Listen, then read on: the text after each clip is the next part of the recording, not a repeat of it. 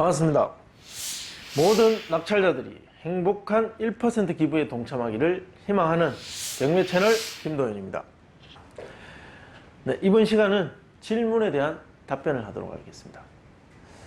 질문에 대한 답변. 질문 내용 한번 보겠습니다. 어제 저녁에 제가 전달받았는데 이런 질문이 들어왔다고 합니다. 자, 안녕하세요 선생님. 아주 초보적인 질문이지만 궁금한 게 있습니다. 예상 낙찰 비용 7,800만 원의 낙찰을 받았다고 가정하고 시장에서 실제 거래가는 8,200에서 8,500만 원이다. 자, 낙찰 받고 팔게 되면 순이익은 400에서 700만 원 정도 남게 된다. 실제 이거보다 더 적습니다. 취득세 낼 것이고 약간의 또 세금 나오면 세금이 나올 수도 있고. 자, 이런 차익을 바라고 하는 것이 경매가 맞는 건지 궁금해서 묻습니다. 이전 영상들 몇 편을 살펴봐도 실거래가랑 낙찰가가 비슷한 매물들은 그냥 매매로 구매하면 되지 왜 굳이 경매로 해야 하나 궁금했거든요. 아주 좋은 질문 하셨습니다. 7,800 예상 낙찰가, 실제 거래 가능 금액 8,200에서 8,500. 자, 이 정도밖에 되지 않는데 굳이 왜 경매로 낙찰을 받아야 되느냐? 왜 사람들이 그럼에도 불구하고 실제 막상 입찰장에서 뚜껑을 열면 이 금액에 이 부분에서 낙찰이 됩니다. 자, 그렇게까지 해서 별로 크게 남는 것도 없는데 왜 경매로 하느냐? 그 이유가 뭐냐? 자, 이것을 저한테 이제 질문하신 겁니다. 근데 좋은 질문입니다. 이 질문에 대한 답변으로만 하루 종일 설명해도 수업을 할 수도 있습니다. 물론 이유는 간단한데 그 이유를 설명하기 위해서 필요한 여러 가지 지식들, 부동산이란 무엇인가, 그리고 사람은 또 그 부동산을 필요로 하는 사람은 또 어떠한가, 그리고 부동산의 가치 분석, 이런 것들이 같이 섞여서 전달돼야 될 내용입니다. 그러다 보니까 사실 이런 질문에 대해서는 할 말이 정말 많습니다.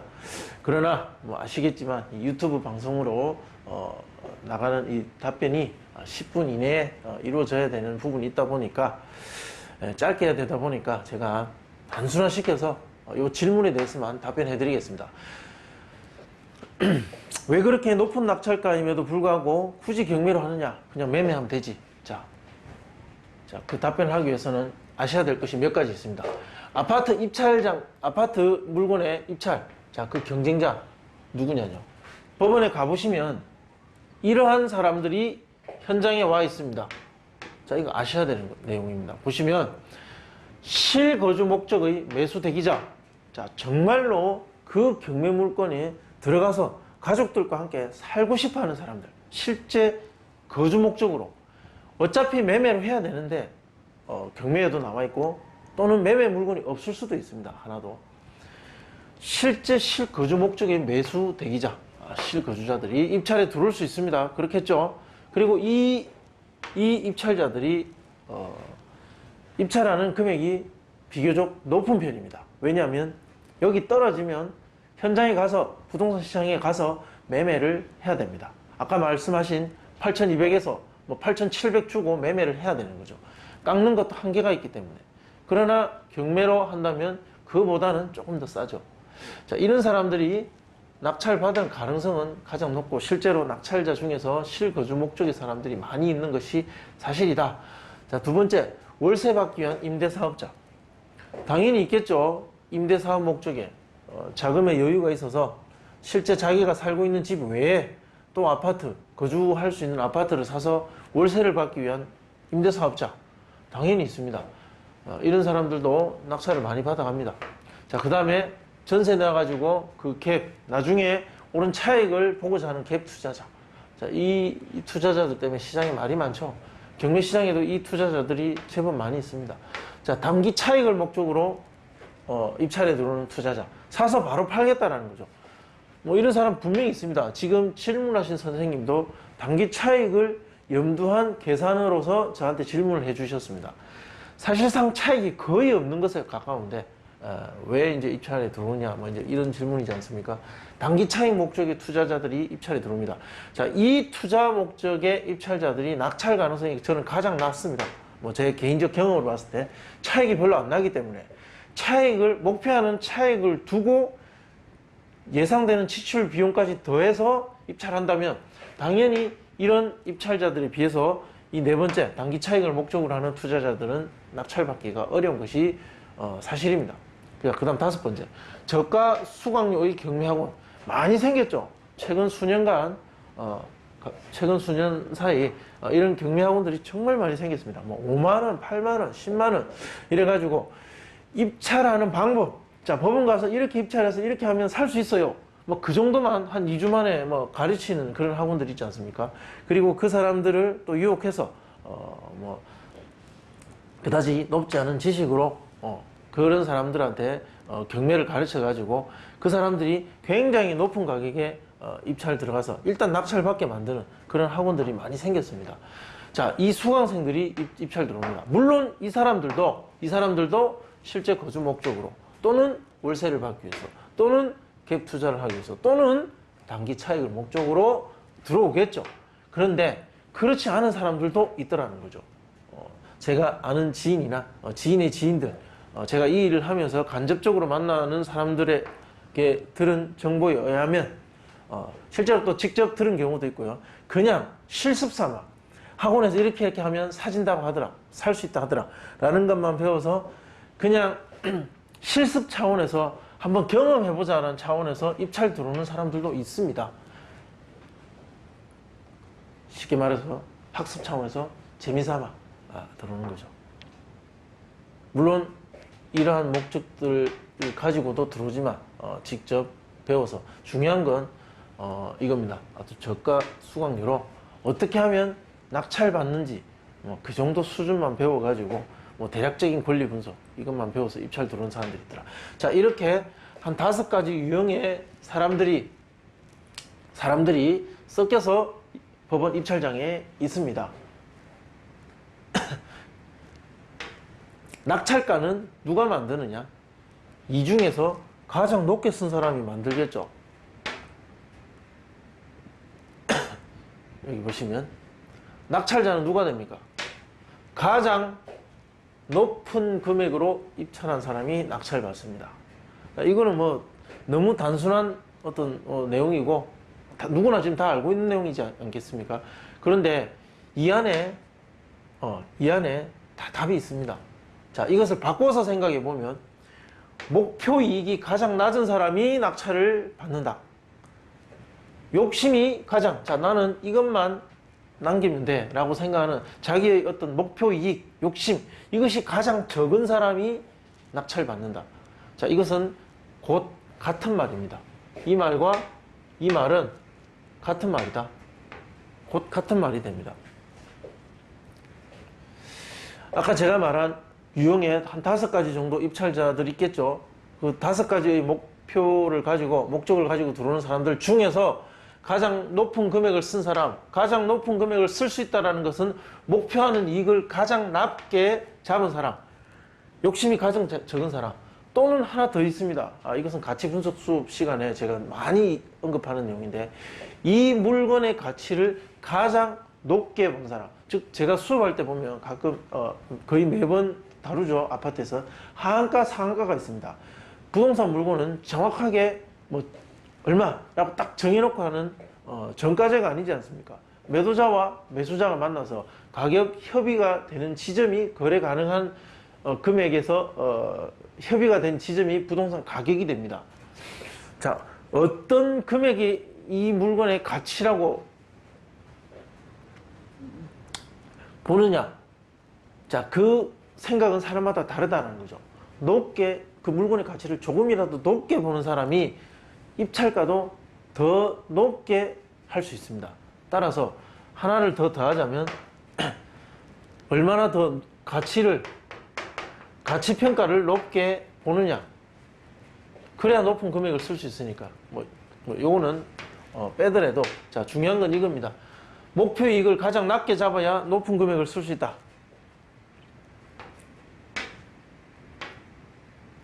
자, 여기서 하나 더 말씀드릴 수 있는 게 있습니다.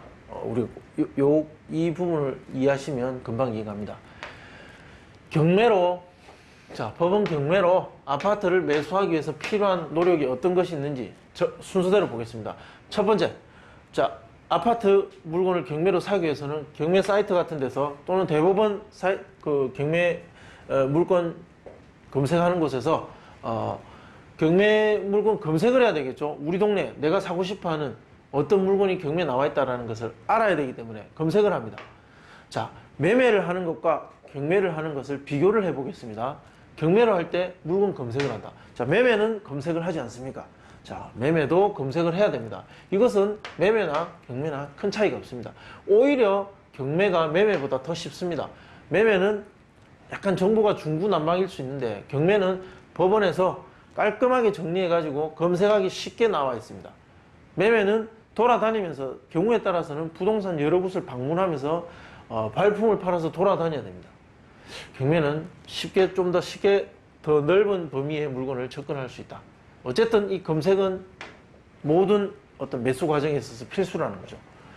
그리고 두 번째, 권리 분석을 해야 되겠죠. 자, 이 위험, 권리 분석에 대한 위험은 매수자가 부담하는 것을 해서 직접 권리 분석해야 됩니다.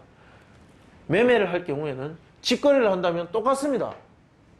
직접 매수자와 매도자가 직접 거래를 하는 매매 현장에서는 권리 분석 또한 매수인이 해야 되는 거죠. 자기 책임으로 매수하니까. 이것도 똑같습니다. 중개사가 개입된 매매에서는 중개사가 물론 해주겠죠. 하지만 모든 권리 분석의 책임이 공인중개사한테 있느냐? 그렇지 않습니다. 만약에 그 매매의 중개사고가 발생하면 중개사 책임과 매수자 책임은 나눠집니다. 매수자도 항상 거의 책임이 있다고 보시면 됩니다. 100% 중개사 책임은 잘 없습니다. 그리고 세 번째, 법원에서 입찰하기.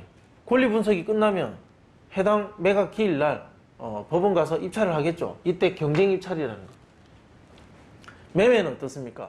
중개사무소 가서 또는 매도자와 만나서 계약을 해야 되겠죠.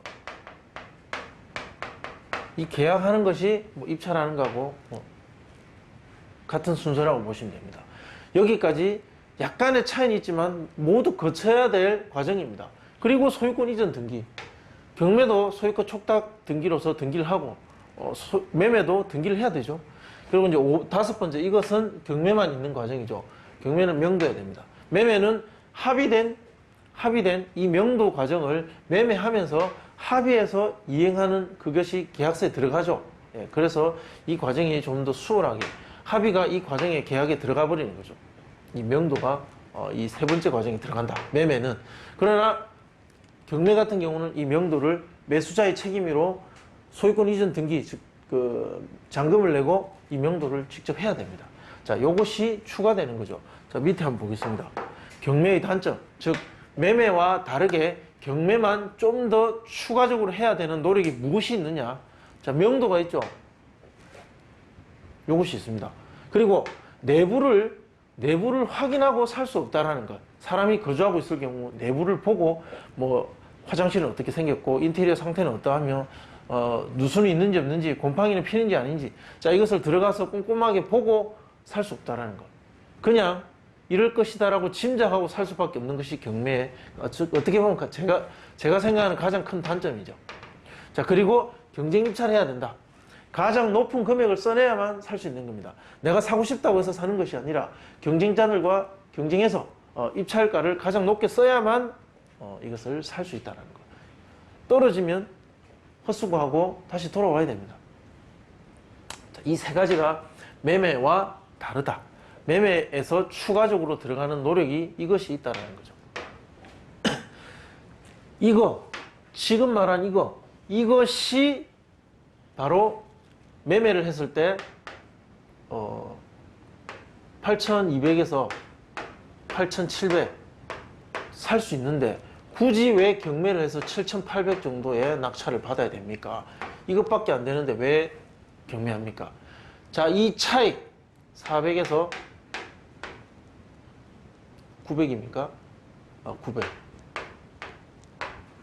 400에서 900만 원 정도 차이 납니다. 매매를 했을 때와 경매를 했을 때. 이 단점, 경매의 단점, 경매를 하기 위해서 매매와 별도로 추가적으로 노력해야 되는 이 세 가지, 이 세 가지를 하는 대가로 얻게 되는 이익이 바로 400에서 900 정도의 금액입니다. 이 물건의 가격에 대한 사람의 반응은 어떤 가치관이나 그 사람의 성향, 살아온 경험, 환경에 따라서 많은 차이가 날 수 있습니다. 자, 이게 무슨 말이냐면 선생님께서는 겨우 400만 원에서 900만 원 정도 차이 나는 금액으로 굳이 경매를 할 필요가 있느냐? 왜 뭐 할 이유가 없다라고 생각하셨죠. 그런 사람도 있고 400만 원이나 해서 900만 원 정도 아껴진다면 집을 볼 수 없고 명도를 해야 되고 법원 가서 입찰 경쟁을 해야 됨에도 불구하고 그 노력을 함에도 불구하고 400만 원이나 900만 원 정도 아낄 수 있다면 충분히 하겠다라는 사람도 있을 수 있습니다. 그런 사람이 바로 목표 이익이 가장 낮은 사람이 더 적은 이익으로도 움직일 수 있는 사람이죠. 예, 그런 사람들이 경매를 하고 가장 높은 금액에 써내서 낙찰받아서 그 물건을 가져갑니다.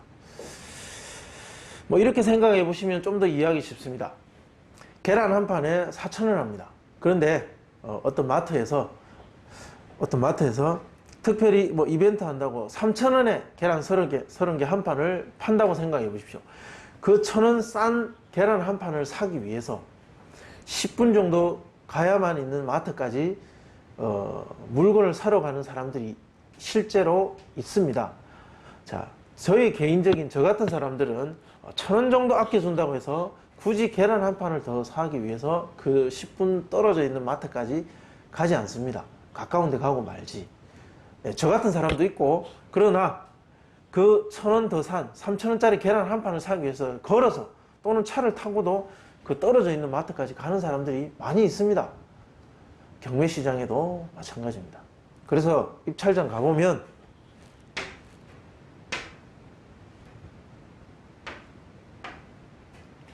선생님처럼 겨우 400만 원 아껴지는 것 같으면 경매할 필요 없다 라고 생각하는 사람도 이 중에 이런 어떤 목적을 가지고 입찰이 오고 진짜 300만 원만 남아도 조금 더 싸니까 경매로 해서 매매할 바에는 300만 원 더 싸니까 경매를 하겠다 라고 생각하는 사람도 이러한 목적으로 입찰장에 옵니다.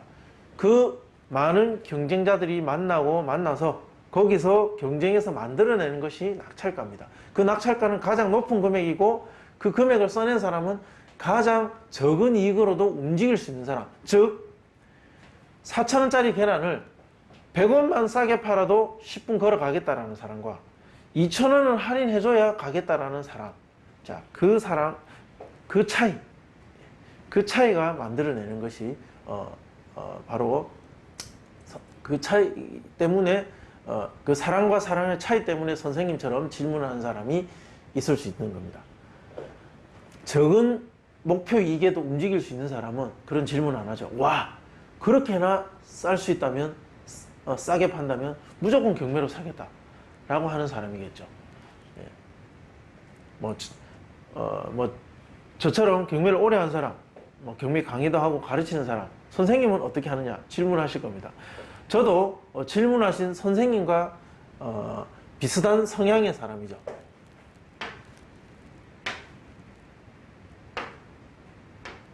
이 가격에 대한 반응, 어떤 가치관, 성향, 경험 이런 것들이 많이 반영받아서 그 사람의 어떤 행동을 결정하겠죠. 예, 저도 웬만하게 할인해서는 귀찮아서 잘 안 움직이는 유형의 사람입니다. 그래서 제가 지금 살고 있는 아파트도 그렇고 실제 제가 실제 거주하기 위해서 거쳐간 주거 목적의 부동산을 경매로 사본 적은 저는 개인적으로 한 번도 없습니다. 예, 뭐 사람마다 다를 수 있으니까요. 자, 요거 오늘의 이 질문에 대한 강의 중에 가장 중요한 것은 이거죠. 목표 이익 그리고 욕심이 가장 적은 사람이 낙찰받는다. 사람마다 생각은 다르고 이익에 따라서 움직이는 행동도 다르고 그 행동을 유발하기 위한 목표 이익도 사람마다 좀 다르다는 거죠. 네.